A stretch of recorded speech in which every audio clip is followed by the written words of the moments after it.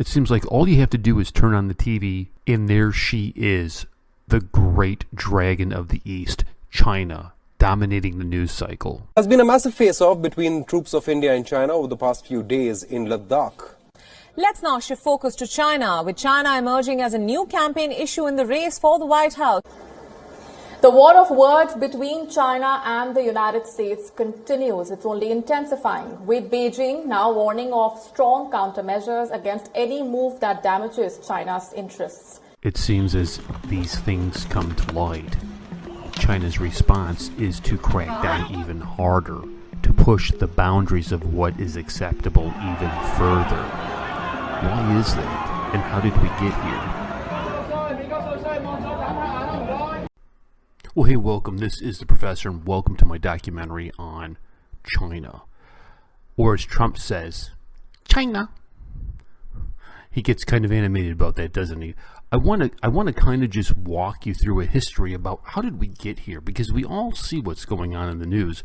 All you got to do is turn on the TV, and there it is, right? There it is. And it's not just China in one other place. It's China with a whole lot of people. Welcome back. Well, troops of India and China were involved in a fierce face-off near Nakula Pass in the Sikkim sector of the Sino-India border.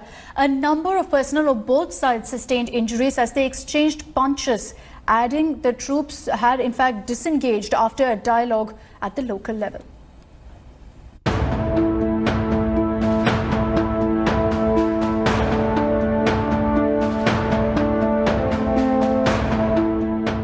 A rerun of the Sino-Indian line of actual control brawl on the shores of Pangong Salt Lake during the Doklam crisis in August 2017. A top Chinese general has threatened to attack Taiwan if there is no other way of stopping the island from becoming independent. The threat came from one of China's most senior generals, Li Zhoucheng, who was speaking at Beijing's Great Hall of the People on the 15th anniversary of the anti-secession law. The 2005 law gives the country the legal basis for military action against Taiwan if it secedes. So I think the crux of the matter here, the numero uno point to this, is how did we get here?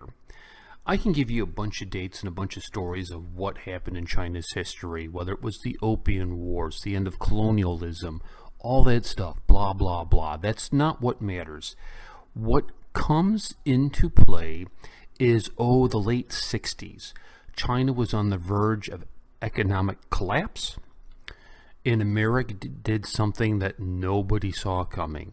Richard Nixon and Henry Kissinger decided that they would engage China, that they would save China, and in doing so, that they would like us, that maybe we could move them off of communism and make them into a democracy because they're hanging out with us. The Americans, right? The numero unos. And of course, what could possibly go wrong when America gets involved in other countries' affairs? I don't know. The year is 1972, and American President Richard Nixon is preparing a trip to China.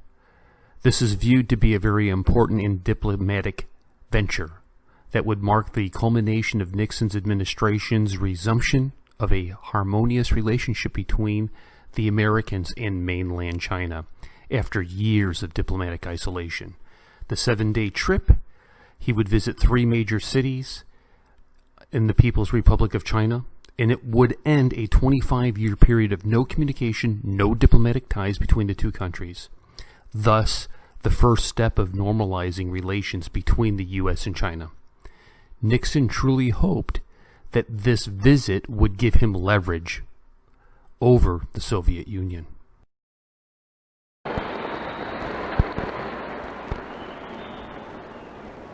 The primary goal of this trip was to reestablish communication with the People's Republic of China after a generation of hostility.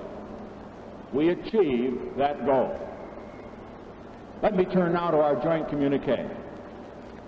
We did not bring back any written or unwritten agreements that will guarantee peace in our time. We did not bring home any magic formula which will make unnecessary the efforts of the American people to continue to maintain the strength so that we can continue to be free.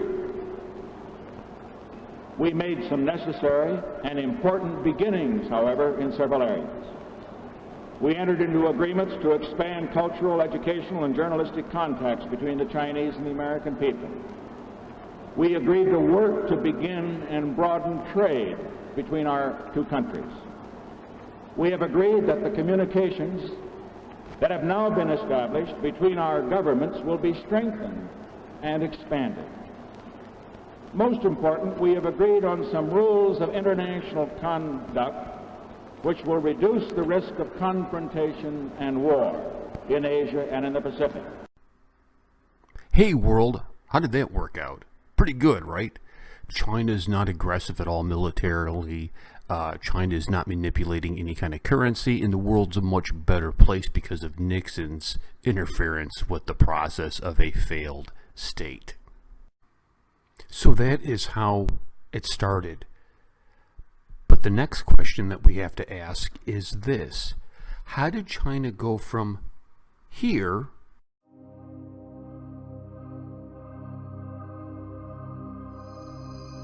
to now here?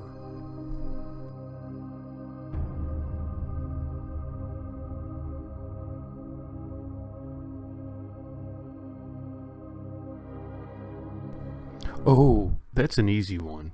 Anybody remember this guy? Hot damn. That's my Bill Clinton impersonation. This again.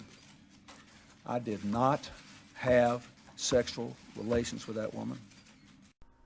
So I just want to put this in context for you, if you will.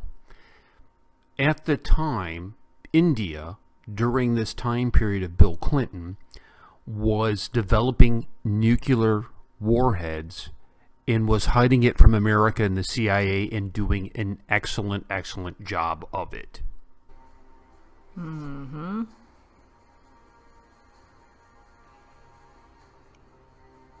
Under Bill Clinton. And meanwhile, China is part of the Can't Shoot Straight gang.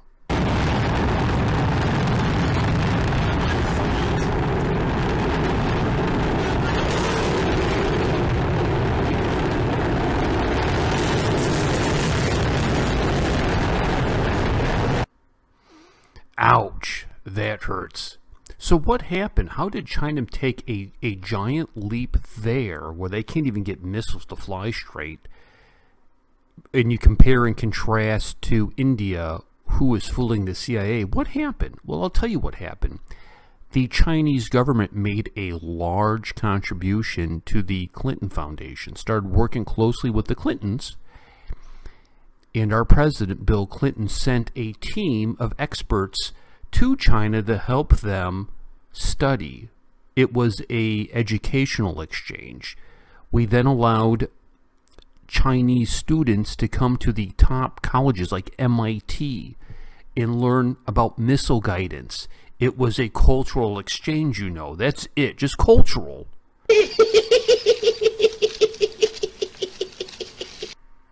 So China managed to maintain their momentum. They began to buy American debt, which allowed us then to increase our debt. Show me the money! And the Chinese did. They showed America the money. They continued to buy our debt so we could continue to spend like drunken sailors. And so here we are.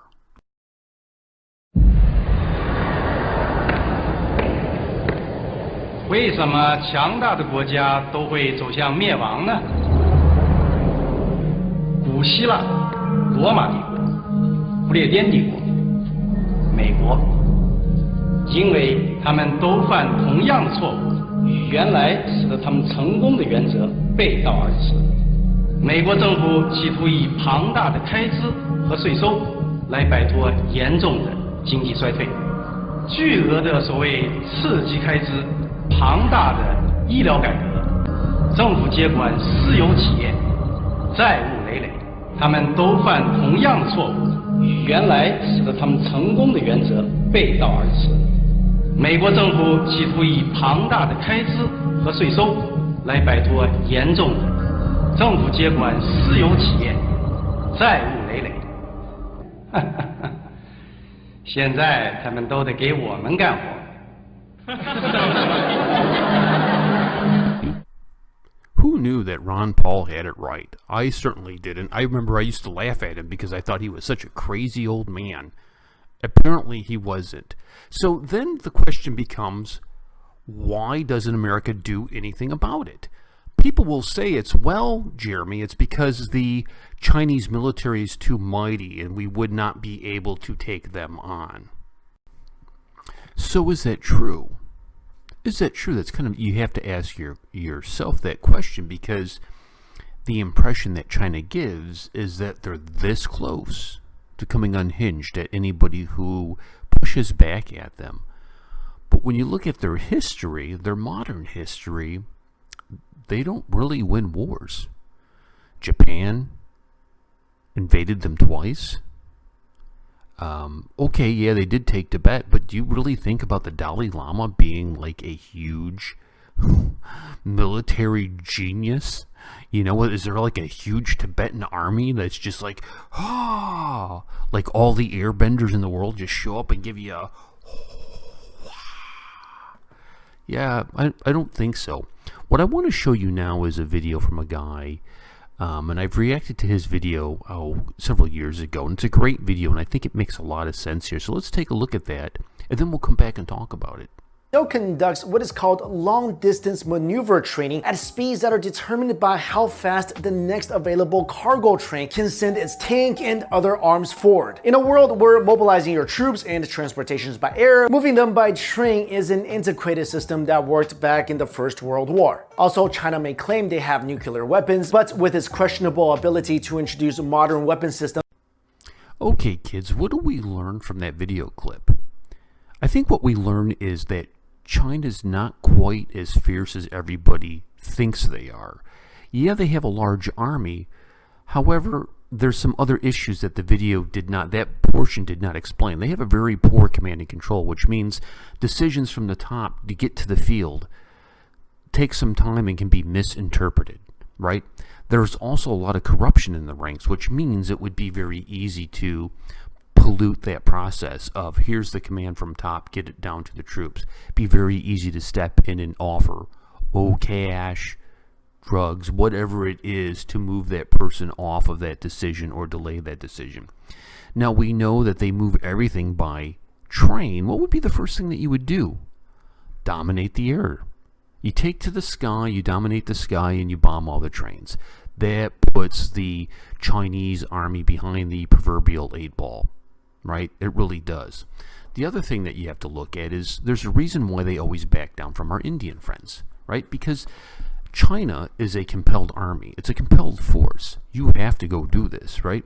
India is completely different. People are there because they're fighting for love of country, right? It's volunteer. Yeah, there's a period of time that you have to serve, but it is voluntarily serving. Completely different thing. A completely different thing.